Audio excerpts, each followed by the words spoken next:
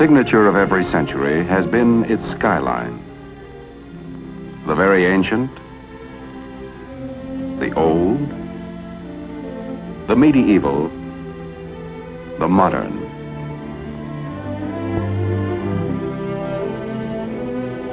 Imprints of man's never-ending path of progress, silhouetted against the ageless canvas of the sky. Our day, our times, our signature, our skyline. Metal fingers beckoning to the invisible, calling to sound the ear cannot hear, and sight beyond the range of the unaided eye. Our era, the era of television. The dream of television had persisted for centuries. The human eye is a miraculous instrument, perceptive, sensitive, forever tuned to the pulsating wavelengths of light. Yet the eye is hemmed in by horizons. It cannot see over a hillside or beyond the haze of distance. To extend the range of human eyesight, man developed marvelously sensitive instruments, binoculars.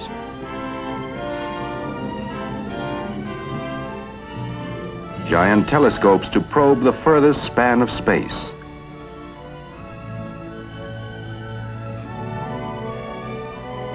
But always there were barriers, distance. Could man fling pictures to the sky and gather them in at a distant point? It was a provoking challenge. And nowhere did the challenge provoke more unending experiment and research than at RCA. As far back as the 1920s, two men took up this challenge. They shared the irresistible dream of television. David Sarnoff, chairman of the board of RCA. Dr. Vladimir Zworykin, honorary vice president and technical consultant of RCA.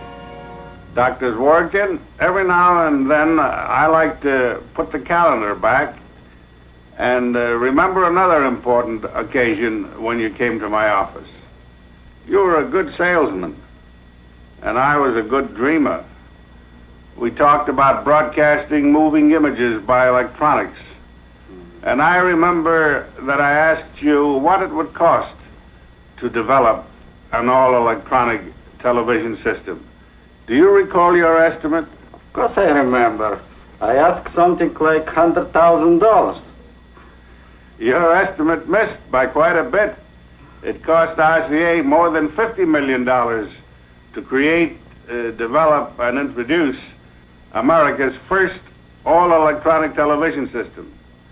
And since that time, as you know, RCA has spent another $70 million to pioneer and develop the compatible color television system. But how well that money was spent. We succeeded in extending human sight far beyond the horizon. Yes. This is wonderful thing about television. The extension of our sight. You are better acquainted with this progress, General, than anyone because of your participation and leadership in so many phases of television development. It was nearly 30 years ago when I came to your office with that tube, the first eye of television. Yes, I well remember it. Nearly 30 years ago. And what a great invention this tube has become. It certainly has fulfilled its destiny.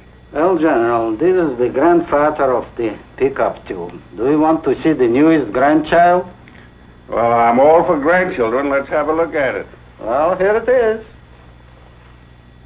Well, this certainly looks very interesting. What do you expect this grandchild to do? Well, that's what we call miniature Vidicon. And I hope eventually it will replace all the existing pickup tubes for all the purposes. Well, that's very interesting and certainly very promising, because what we need to do is to reduce the size and the cost of these components so that television, color television, both at the transmitting and the receiving end, may be within the reach of everyone. That is my hope. The turning point came in 1923 when Dr. Zworykin invented the iconoscope. This tube, after years of further development, became the image orthicon, the electronic eye of the modern television camera.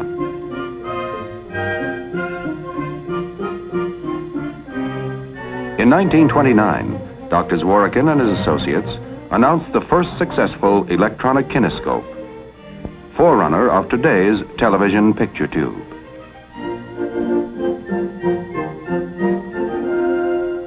The circuit was complete. All electronic television was achieved. It worked. How? The lens of the television camera acts like the iris of the human eye. It gathers in the light rays and focuses them on a mosaic of light-sensitive material that is built into the picture tube. The light-sensitive material converts the light into electrical impulses, a reaction varying with the strength of the light. The optic nerve of the camera picture tube is the electron beam, controlled by electromagnets. The beam scans the picture which is on the plate in rapid sweeping motions from side to side, from top to bottom. When the beam hits the image, it loses varying amounts of electrons and then bounces back to the opposite end of the picture tube, where it is amplified millions of times.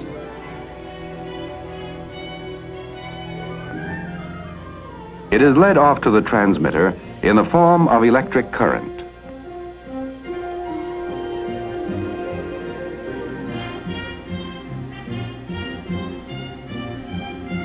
The signals are broadcast as radio impulses into space.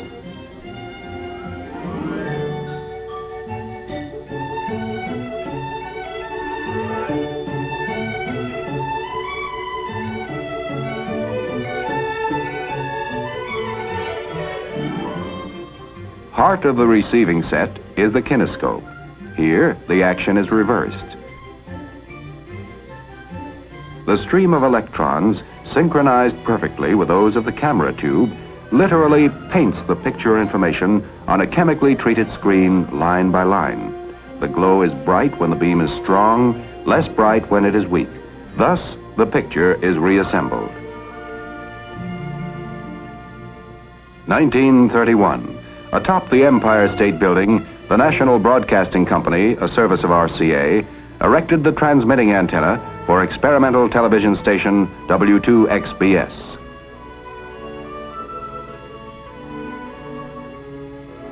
Now, RCA's technicians and scientists tackled the next goal, improvement of picture quality. Hitherto, using a mechanical process, the best that could be transmitted was a crude signal of 60 scanning lines. RCA turned to the new science of electronics, discarded the mechanical spinning disc, and soon doubled, tripled, then tripled again the scanning lines. Now television was really on its way. In 1937, television strode out of the studio with mobile vans developed by RCA and NBC, versatile, self-sustaining.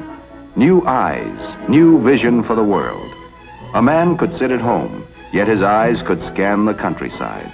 A bright new era dawning, a new dimension in communications. Distance reduced to microwaves, walls, barriers, mountains erased. Television, the ultimate triumph in man's search for sight beyond the range of the human eye. 1939. Television is ready to make its official public debut. The setting could hardly be more perfect. The New York World's Fair. Its theme, the world of tomorrow. And the world of tomorrow became the world of today. The RCA exhibit building, where on April 29, 1939, David Sarnoff stated, "We have added radio sight to sound." NBC cameras probed, explored, scrutinized. Viewers watching the 3,000 television sets then in New York saw the first president ever televised, Franklin D. Roosevelt, officially opening the world of tomorrow.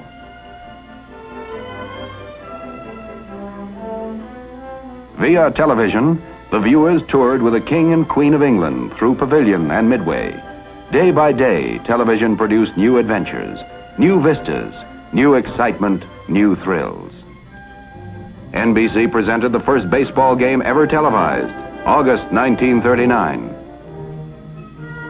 1940, the nerve-tingling drama of a national political convention, the first ever televised. Philadelphia and New York were knit together by the electronic miracle of television. Radio relays, pioneered by RCA, and the telephone company coaxial cables, wiped out the horizon as the far limit of telecasting. Still in the trial and error stage, television began studying its own future as a tremendous new medium of entertainment. The first programs were simple, unpretentious, proving grounds for technicians, cameramen, directors, writers, and performers. Slowly, the know-how was gained. Bit by bit, creative imagination began to give form and substance to the new art form called television.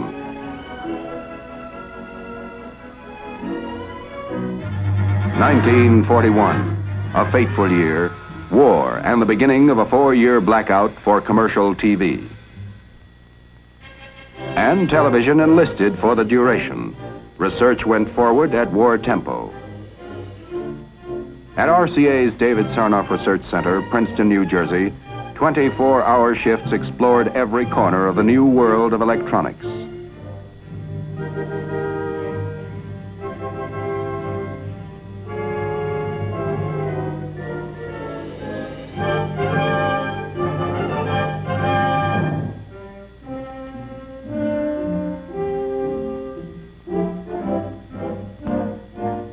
For submarine detection, the sniper scope that made it possible to see a target in darkness. Thus, the progress of perhaps a peacetime decade was compressed into 4 short years. 1945, the war over. After 4 years of unparalleled war effort, denial, sacrifice, the American public hungry for the rewards of peace. And television, with its promise of endless hours of enjoyment, entertainment, was part of the peacetime dream.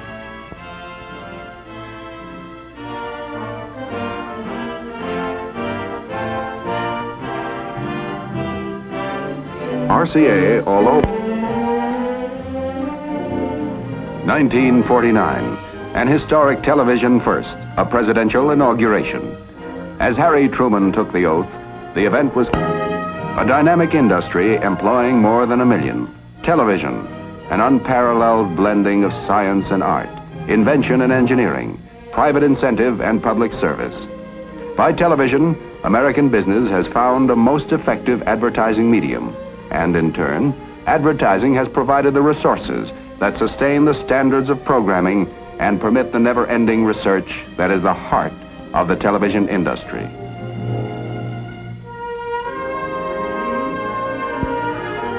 Television servicing alone has become a major industry, employing nearly 100,000 people.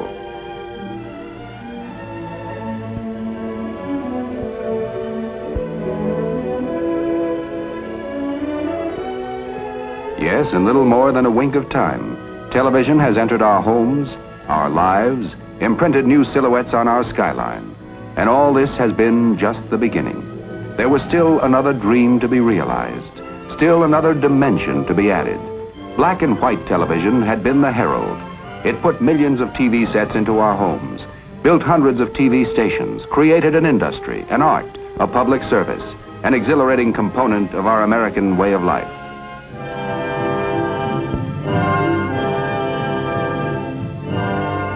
It provided the foundation for the next giant step forward.